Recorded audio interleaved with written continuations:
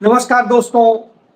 भारत में मीर जाफर कौन है, जयचंद कौन है और असल में जयचंद कौन था और देश के साथ धोखा करने वाला, गद्दारी करने वाला वो विभीषण कौन? विभीषण का जिक्र नहीं करते हैं आप।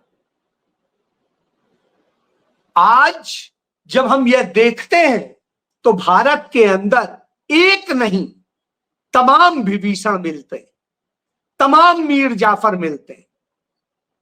तो आज उसी की आपसे बात करूंगा। आज भारत के मीर जाफर और विभीषण जो है वो दोनों मौजूद। एक मीडिया है और एक भारतीय जनता पार्टी।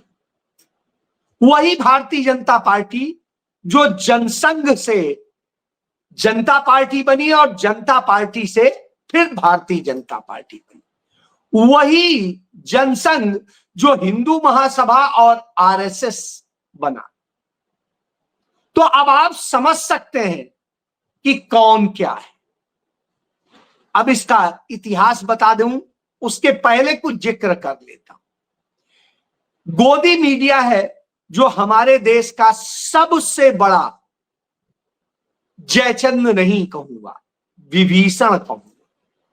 जयचंद्र गद्दार नहीं था, विभीषण गद्दार। वो अपने भाई के साथ में धोखा कर रहा था, गद्दारी कर रहा था। यही वजह है कि तमाम नाम रखे जाते हैं, लेकिन कभी भी कोई अपने बच्चे का नाम विभीषण नहीं रखता। भले ही उसने राम की मदद की, लेकिन फिर भी नहीं रखता। जी हां, तो इस देश के अंदर विभीषण है इस देश का मीडिया। रिपब्लिक चैनल है अर्णव गोस्वामी का। वो एक चलाता है कि तुर्किया में कांग्रेस का ऑफिस है और वो अपने चैनल में जिसे ऑफिस दिखाता है वो देख लीजिए। लोग कहेंगे हाँ हाँ ये है, तो साहब असल में ये इस्तांबुल कांग्रेस सेंटर है, ना कि कांग्रेस पार्टी का दफ्तर है। इतना लग्जीरियस, इतना अच्छा जिसके पास यदि दफ्तर हो तो कांग्रेस को धन की कमी हो ही नहीं सकती, इतना अच्छा होटल होगा ये। तो अब आप समझिए। इसी पर एक और आपको दिखा देता हूं। तो कांग्रेस के लोगों ने तुरंत दिखाया कि शिकागो में एक हमारा ऑफिस है, वो भी देख लो। ये है कांग्रेस होटल। तो साहब नाम कोई हो सकते हैं और उस नाम के आधार पे, जैसे अमेरिका में संसद को कांग्रेस कहते हैं, तो अब कह दीजिए वो तो कांग्रेस का सभागार है। तो उसी तरीके से ये अर्णव गोस्वामी एंड कंपनी उस विभीषण का काम करते हैं। जहां उन्हें काम करना चाहिए वो उसको नहीं करेंगे।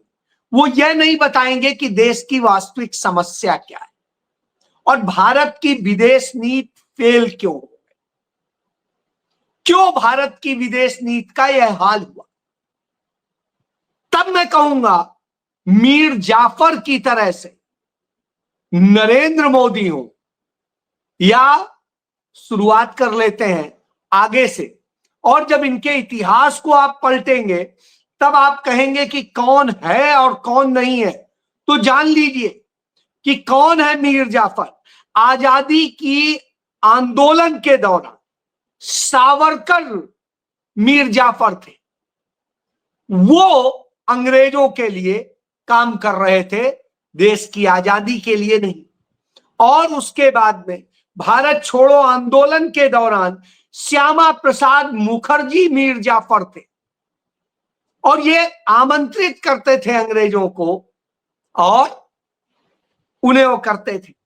इसके बाद में जिन्ना था, जो जिन्ना इन्हीं के साथ में सावरकर और श्यामा प्रसाद मुखर्जी के साथ मिलकर के सरकार 3 राज्यों में चलाता था, वह जिन्ना। बहरहाल वो तो हमारे साथ रहा नहीं, इसलिए क्या बात करें। इसके बाद में कौन था? इसके बाद में आडवाणी थे जो जिन्ना की मजार पर गए और वहां मत्था टेका। इसके बाद लाहौर की बस यात्रा करते हुए अटल बिहारी वाजपेयी पहुंचे और फरवरी महीने में जिस सिख कर्नल ने यह बताया था कि हमारी कारगिल चोटी पर कब्जा कर लिया गया है, तो उसे सस्पेंड कर दिया गया। लेकिन जब अटल बिहारी वाजपेयी परमाणु संपन्न बनवा देते हैं पाकिस्तान को, वहां बस लेके जाते हैं, उसके बाद कहते हैं कि हाँ हमारी चोटी पर कब्जा हुआ, और फिर छुड़ाने के नाम पे हमारे 800 से अधिक जवान मरवा दिए जाते हैं। अब आप देखिए, तो ये थे मीर जाफर। इसके बाद में नवाज शरीफ का बर्थडे मनाने बगैर किसी निमंत्रण के नरेंद्र मोदी पहुंच जाते हैं, तो ये है मीर जाफर। फिर आईएसआई को पठानकोट में बुलाकर और पूरी जांच करवा देते हैं, तो ये है मीर जाफर।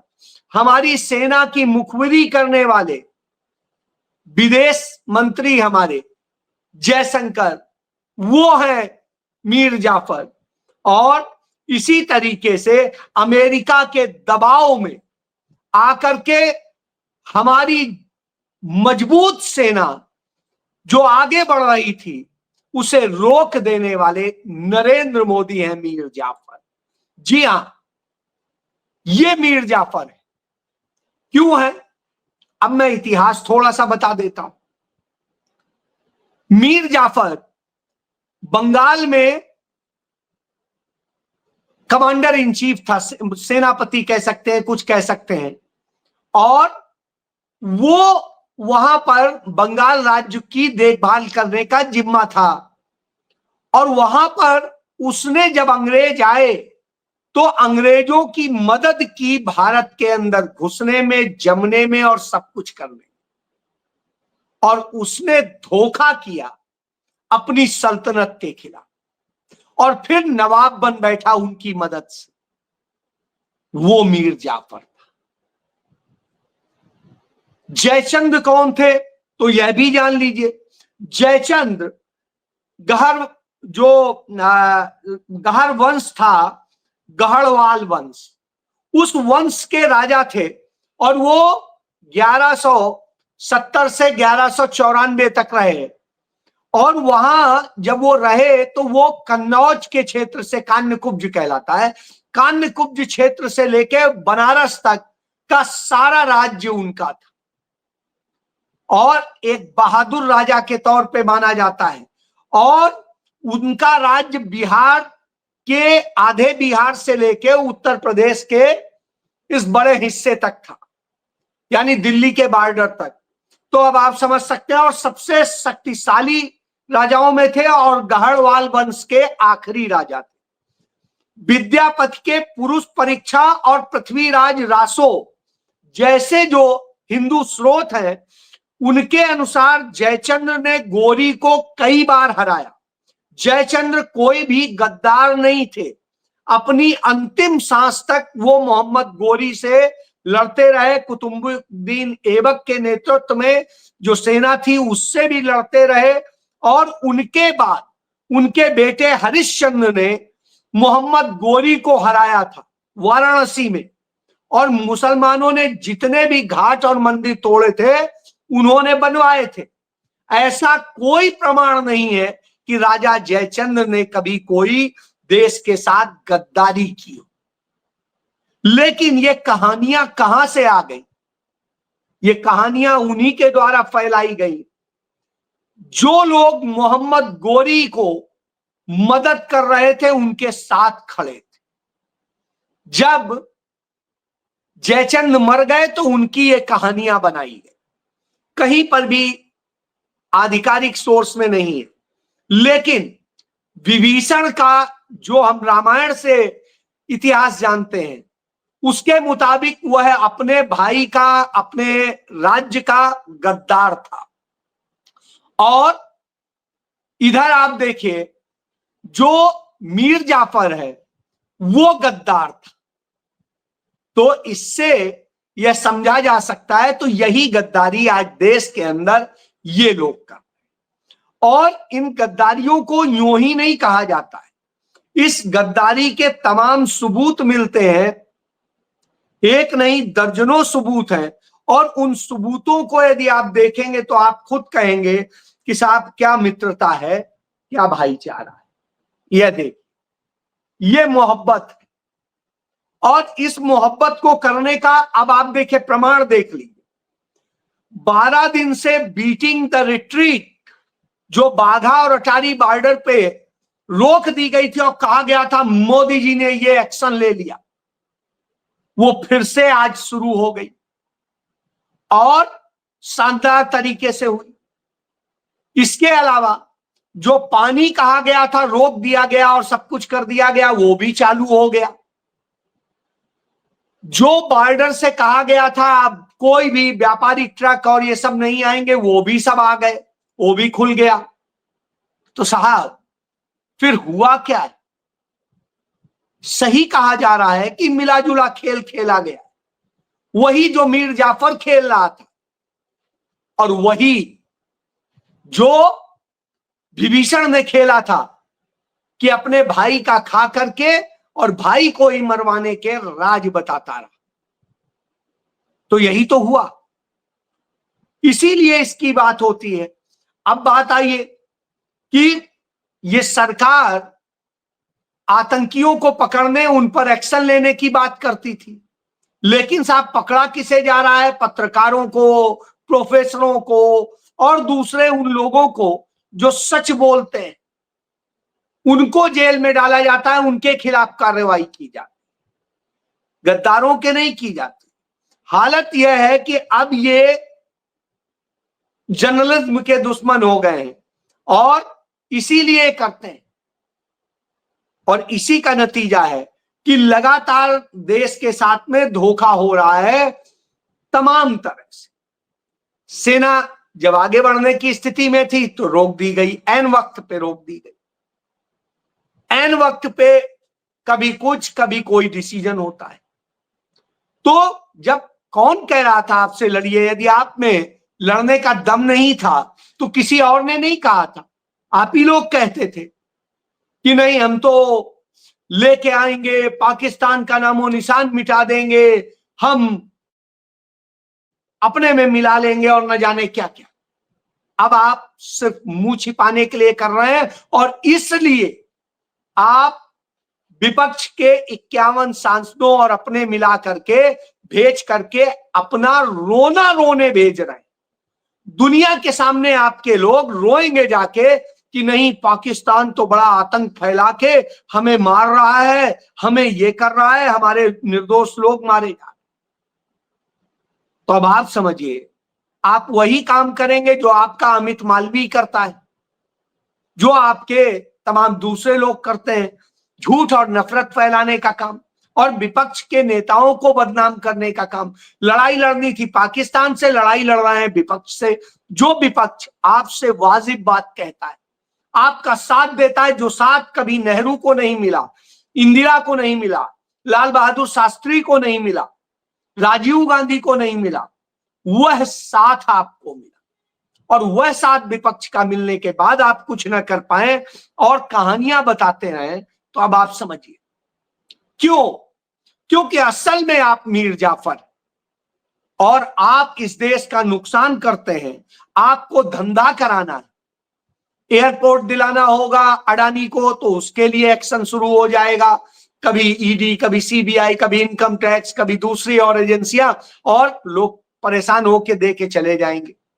इसी तरीके से गुजरात में तमाम जमीनें और तमाम सब कुछ जो लिया आपने, यही मोडानी मॉडल, और इसमें इसी तरीके से करके लोगों की जमीनें और सब कुछ हड़पी जाती।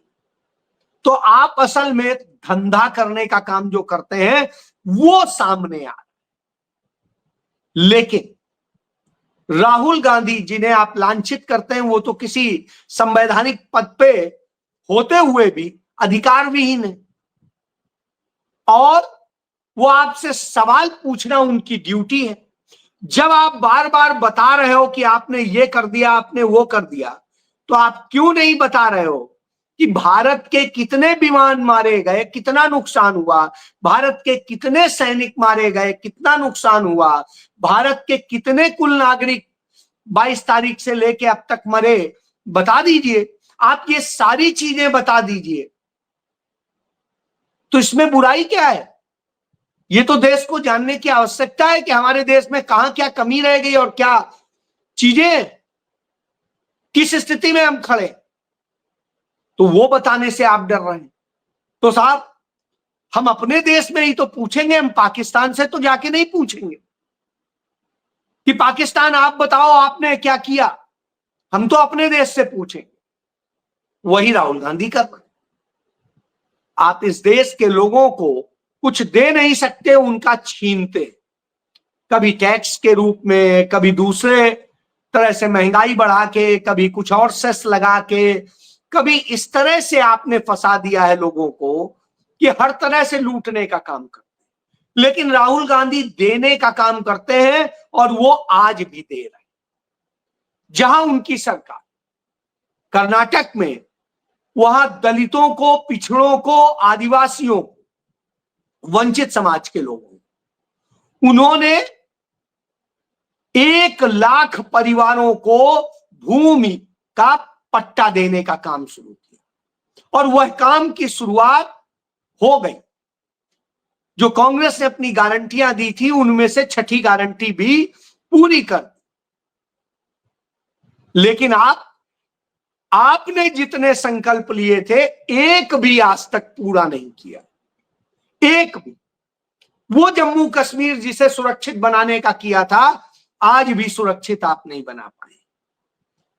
वो आप जो कहते थे अच्छे दिन आएंगे और न जाने क्या, इतना रोजगार मिलेगा, महंगाई कम होगी, न जाने क्या क्या गिनाते थे, कुछ नहीं हुआ है।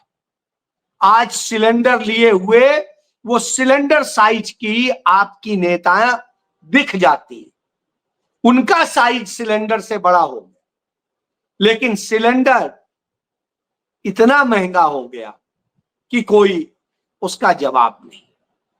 तो यह सत्य है, यही आपका असली चरित्र। आपने इस देश से झूठ बोला है।